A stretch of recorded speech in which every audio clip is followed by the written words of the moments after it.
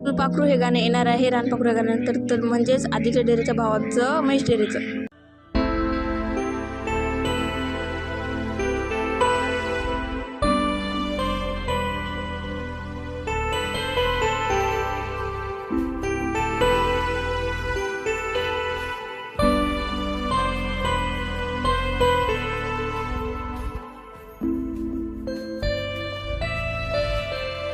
काय नाशिककर, बोला ना नगरकर. मुद्दा असा होता की त्यांचं तर झालंय आता रानपाखरू. हा मग मग अरे बोल लवकर, मला सकाळी नाशिकला निघायचंय. मग आपलं फुलपाखरू करायचं का? अगदी माझ्या मनातलंच बोलला. तुला पण वाटतं ना? होय, पण आधी डिरेक्टर साहेबांना तर विचारावं लागेल. लगेच विचारू. हो चल. ओ डायरेक्टर साहेब.